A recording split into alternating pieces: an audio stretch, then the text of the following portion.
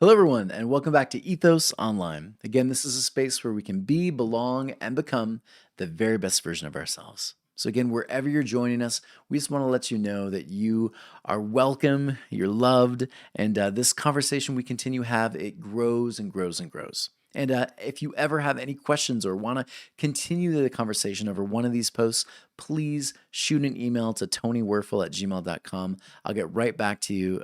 It is such a joy to be part of these conversations, to delve into an ancient piece like this and find newer and more beautiful applications. They're there. They're just waiting for us to find them, to be had, right? So it's so beautiful, this whole journey. So we continue to move through the book of Genesis. And so Genesis, again, we tell every week, we remind people Genesis was not a history book. It was not written to document perfect dates, different eras, all of that. This was not that. This was, again, a response to Babylonian exile. And again, 587 BC, this small little tribal group of people called the Israelites, they are taken captive, like most of these other smaller tribes, into Babylon, where again, they're going to assimilate, right? Most of these other cultures, they're going to assimilate, take on Babylonian gods, take on their stories, traditions. Israel says, no, we will not do this. We will keep Judaism Jewish, right? We will keep our ritual, our traditions. We believe our God is the God, right? Our God does not seek to bring chaos, but order. And so we believe that. We want to live like that. We want to be the nation that brings order, not chaos, right? We want to be the nation that brings shalom, not war. And so this was Israel. They wanted to hold on to that.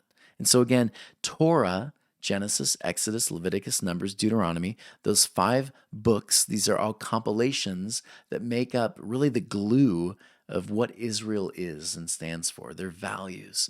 Torah for them is life, right? And so even when Jesus says, I'm the way, the truth, and the life, the words for Torah, the phrases for Torah, even in the first century, they often would say the way, the truth, and the life, and they would point to Torah. So when Jesus says, I embody Torah, he's saying, I embody Torah, you embody Torah, we are Torah, right? We are the nation of Israel. We embody life everywhere we go.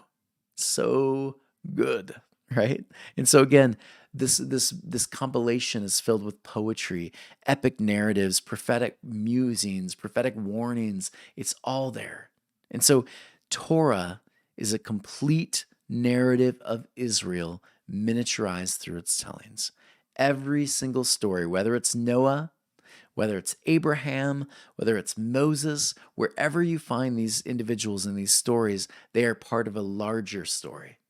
And they are a deeper metaphor in many places for this traumatic, chaotic, beautiful journey that Israel's on. And so today we delve into our new chapter. We just finished chapter 8 last video. Today we delve into chapter 9. And we're going to go through about 6 or so verses. But again, before we do, Noah, remind yourselves, Noah is this character. Again, the name Noah even means the rest before the chaos, right? The moment of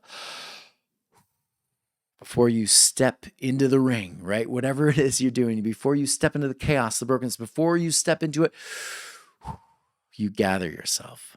Noah gathers himself. He gathers his people. He brings them in. This is what Noah, the word Noah, meant for Israel. And there must be a Noah in every culture, in every context. If there isn't, we're in a lot of trouble. And this is how Israel saw themselves, right? It's beautiful. So here we go. Genesis 1 through 6 is what I'll read you today. So here we go. And God blessed Noah and his sons. And he said to them, be fruitful and multiply and fill the earth. And your fear and your dread shall be upon the beasts of the earth and upon all the fowl of the heaven, upon everything that creeps under the ground and upon all the fish in the sea. For they have been given into your hand. Every moving thing that lives shall be yours to eat. Like the green vegetation, I have given you everything. But flesh with its soul, its blood you shall not eat. But your blood of your souls I will demand an account. From the hand of every beast I will demand it. And from the hand of man, from the hand of each man his brother, I will demand the soul of man. Whoever sheds the blood of a man through man shall his blood be shed. For in the image of God he made man. So, sounds a little confusing. In fact, when I read this again, I thought, I forgot about this verse, right? We skim over so much when we read this because we're kind of looking for the action, right? We're looking for the story, right? We're looking for these moments where it moves us to the climactic moment of a story. And this doesn't seem very interesting at first. On first glance, most people kind of skip through this, right? They kind of move through it quickly till they get to the interesting stuff. But I want to let you know there is interesting stuff right here. So let me show you. And God blessed Noah and his sons, and he said to them, be fruitful and multiply and fill the earth. Now watch this again. We've covered this before. Israel sees themselves not as a country or a people that just go out and they just take, right? They consume. We want more land. We want to take over more countries. We want more resources. This is not Israel. Israel is not Babylon, right? Israel is not Rome. Israel is not Egypt. Israel is something different. Wherever Israel goes, life flourishes. Wherever Israel goes, there's life more abundantly. This was Israel. This is what their mission was. Everywhere they go, they bring life. Yeah, I came to bring life, right? So many times we make this connection here over and over again. Israel was called to be the ones that bring restoration, life, shalom. So from the very beginning, we're reminded of that again. And you'll see in Genesis, this promise, this reminder, you'll see it over and over again. Continuing. And your fear and your dread shall be upon all the beasts of the earth and upon the fowl of the heavens, upon everything that creeps upon the ground and upon all fish of the sea. What an interesting way. I want you to think about this.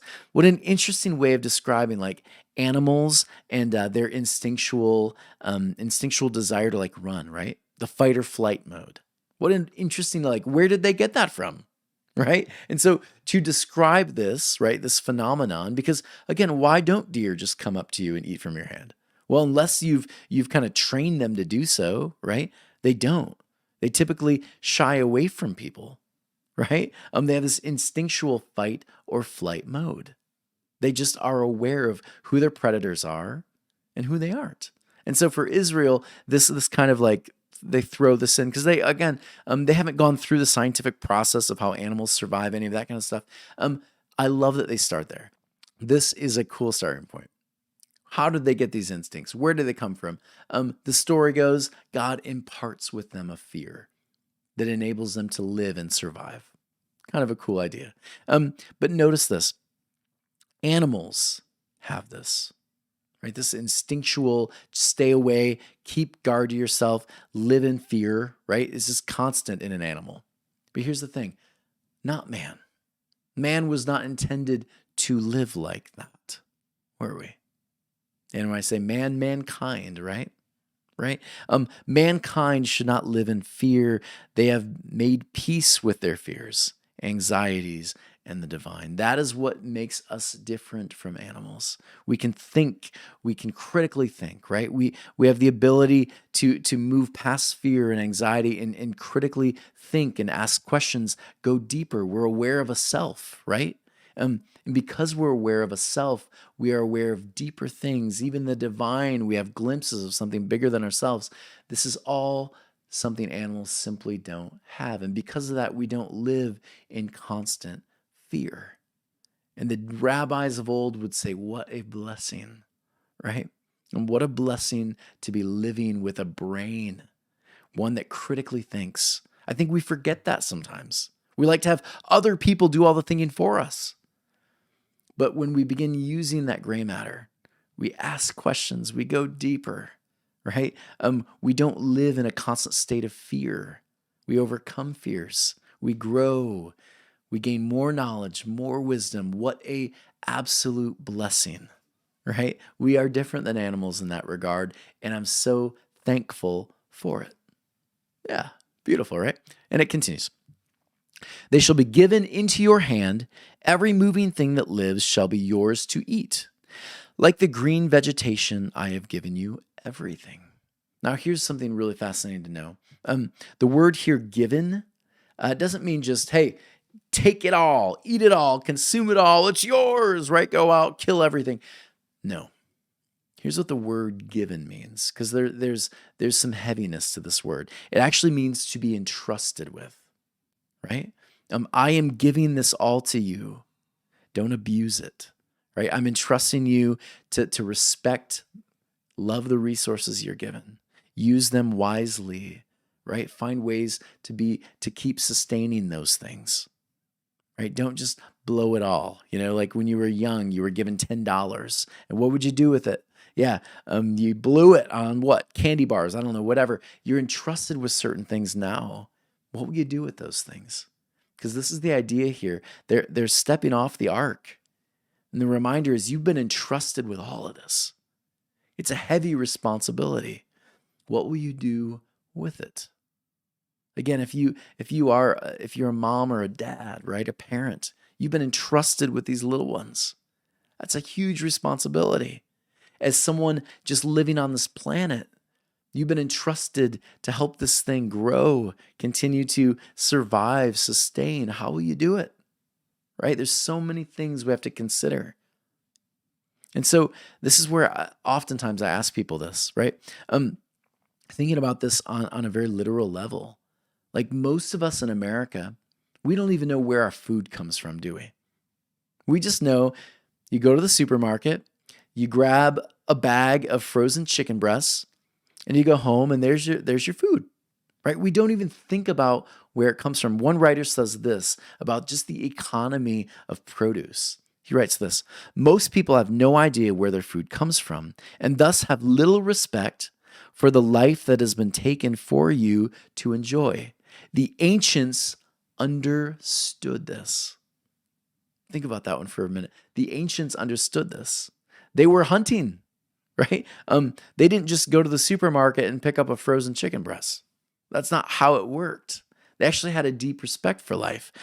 If we knew, again, the cruelty that these animals have to endure in relation to like the food industry, I honestly believe that we would probably move in masses toward like organic, holistic farming. We would move toward those things. If we had to see what goes into farming today and some of the malpractices that happen, I think we would change the way that we buy things.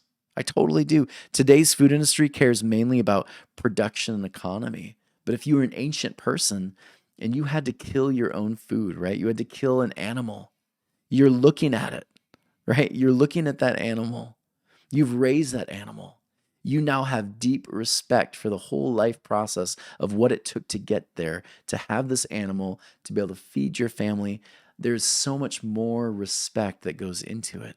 It's not just there for you to just consume, but it's there for you to grow, move through, and then you have to take the life that you're about to enjoy, which sounds really crazy when you put it in that perspective. But that's exactly what that tradition was saying. Noah, before you, you're entrusted with all of this, and you have to care for every single element of it. What a big, big responsibility. And again, Israel sees themselves in this. Israel, you are to care for everything. Moving through into the next part. But flesh with its soul, its blood you shall not eat. This sounds a little weird, right? But your blood of your souls I will demand an account. For the hand of every beast I will demand it. So why was this portion added? This seems a little bit odd, doesn't it? Most of you are like, I've never read this. What does this even mean? The idea here comes from this tradition. You don't just cut off limbs of animals. There were some cultures that would. They'd kill a little bit. They'd take off a little bit of an animal, and then they'd take off another part. Totally inhumane, right? It was just disgusting. It was so painful for these poor animals. But that's what they would do sometimes. And so for Israel, they're like, no. We're not just going to take off the horn of a rhino, right? We're not going to just take off the tusks of an elephant, right? We don't poach. That's the basic modern idea here. We respect these animals. We respect the farming. We respect the land. We give it, sometimes you go through 7 years and then you give it 7 to rest. They do these different things because they respect the ground they're on. They don't just use it up until it's gone. They always found sustainable ways of living because they respected it. Again, if you understand American history, there were these moments when Native Americans, they would watch these trains of all of these people coming from the east and going to the west. These people, they would take their shotguns and they would just shoot buffalo while their train's going through. They wouldn't even keep the buffalo. They were just shooting them. And these Native Americans who when they killed a buffalo, they used every part of it to keep and sustain life. And they would see these people just wasting these buffaloes' lives. And it was such a waste. And here Israel's God is saying, you will be accountable. If you waste the resources you have, if you don't respect them, the souls of these animals is on you. The soul of our earth, the animals, the plant, the soil, it's on you. You pay the price. And I would argue this is less about their God saying, I'm going to strike you dead, right? I'm going to pile on curses on you and all of this kind of stuff. And really the important part is the consequences of your actions, right? You choose to do these certain things and there will be consequences. If you choose to ruin a field and never let it lie dormant, right? If you choose to just destroy an entire population of an animal, then you won't have them anymore, right? You won't have them to enjoy. And this is what we're talking about here, learning to respect and honor all different life on this planet. That's the deeper idea. And this is what Israel is telling through the story of Noah. I'm always going to Jonah. We're going to get to the story of Jonah, I promise. Let me continue going. From the hand of man, from the hand of each man, his brother, I will demand the soul of man. Whoever sheds the blood of man, through this man shall blood be shed. For in the image of God he made man. Again, I want you to think about this last portion now. We are made in the image of God, right? Everything we do should reflect something divine. And so in the way that we care for animals and the earth, it should all be a reflection, and each other and ourselves should be a reflection of the divine. And so if you think about it, when we treat each other poorly, when we treat the earth poorly, that is our picture of the divine coming through, isn't it? That's how we're seeing the divine. If you hate yourself, if you hate what you see, you are missing the deeper picture of the divine. We are accountable. I want you to think about this. We are accountable to each other, to nature, and to ourselves. And for Israel, when they leave captivity, the reminder for them is, look, you just lived with an entire empire that has no respect for people, for land. They think they can just claim land and claim people as things. You have a choice to do it differently. You have a choice to honor the lives of the people around you, to honor yourself, to honor the land you live on, to honor the resources you have. How will you start over now, Israel? And what an interesting thought for us today. How will you honor the things around you? The people, the places, the resources you have. How can you honor those things? Because really those things are gifts. I have a couple friends who are very different. I have one friend, he's a hunter. He takes his family hunting. And he often will take them like duck hunting or waterfowl or whatever. And he said that for him, he loves the process of hunting. Because he said, I eat ducks and I eat turkey. And he said, I could go to the supermarket, and I think they still do sometimes.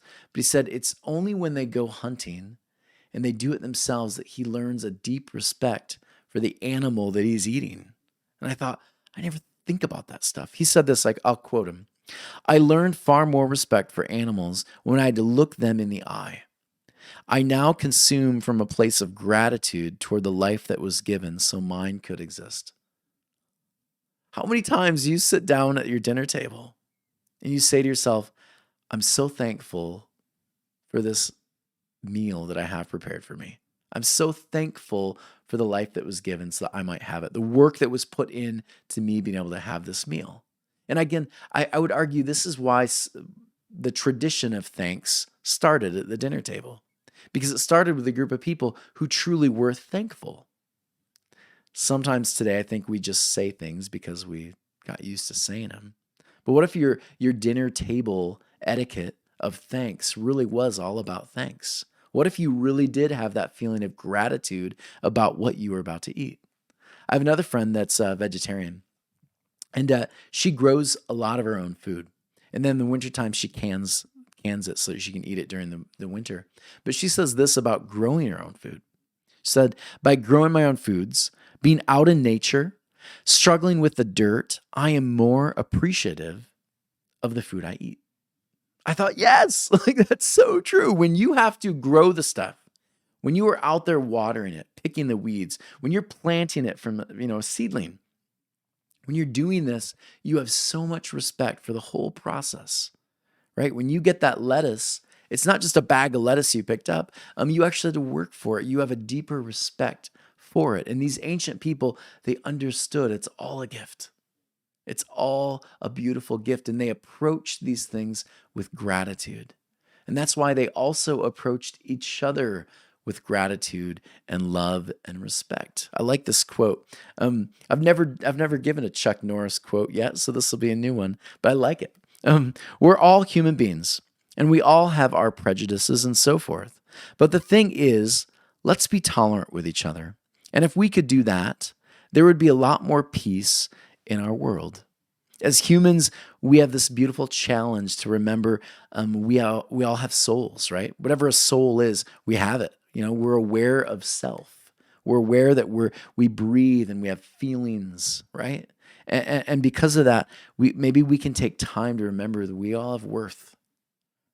Even that person we vehemently disagree with on just about everything, they're still a person. They still have worth. There's still someone worth feeling grateful for in your life. Even if you don't find yourself always agreeing, you can still be grateful for those people. And sometimes they're family members, right?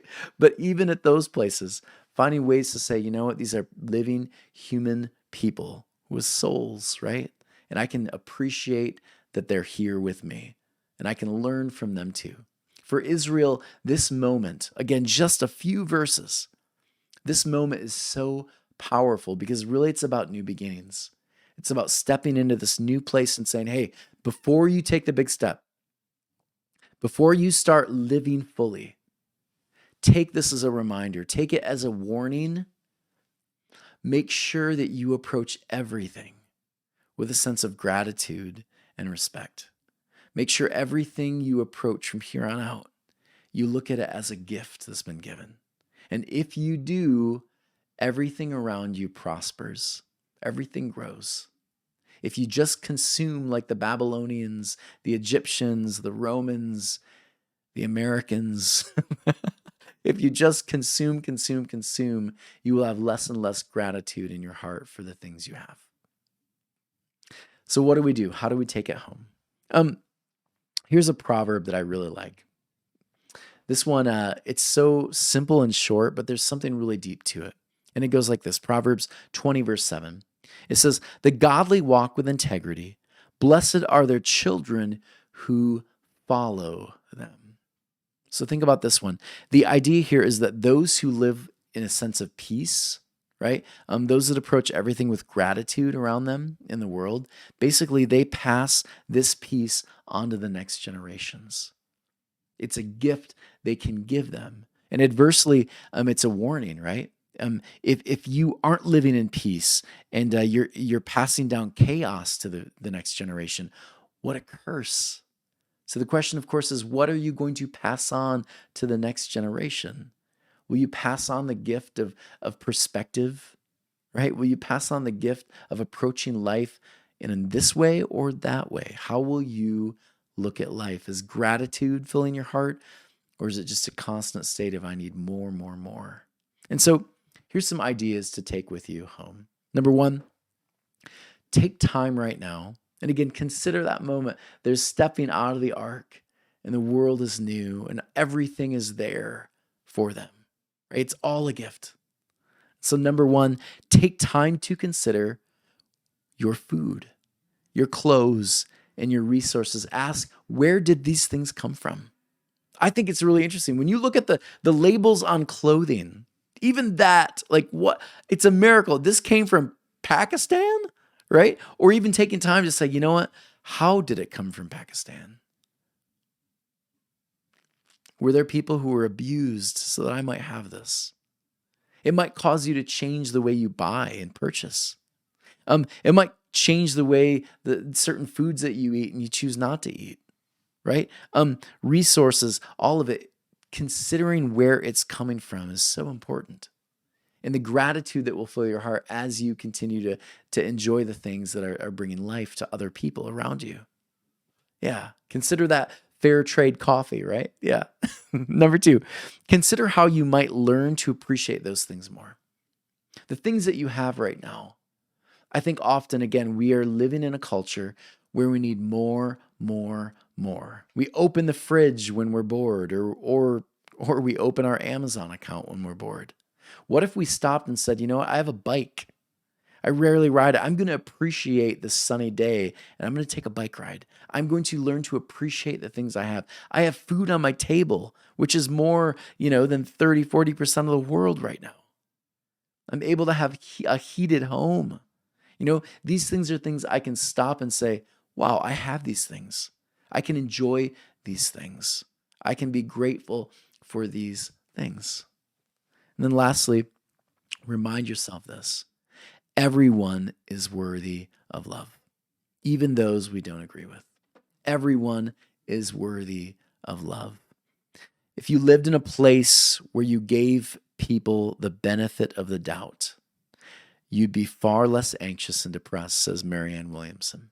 If you gave people the benefit of the doubt, you didn't jump to the assumption of this or this or this, but you lived in a place where you gave them the benefit of the doubt, you would be far less stressed. But you would also find yourself in a place of gratitude and love. And what a challenge for me and you, right? Everyone, thank you so much for joining me today. That was a lot of fun. Again, just a couple verses, so much texture, so much beauty to it. So as you again approach the new world, as you approach your new week, maybe you might consider too the things that you're grateful for. The moments where you might appreciate some things that you maybe didn't appreciate so much in the past. As always, please consider donating ethos-church.org/donate. This is a tax-deductible donation, and we'd love to continue partnering with you.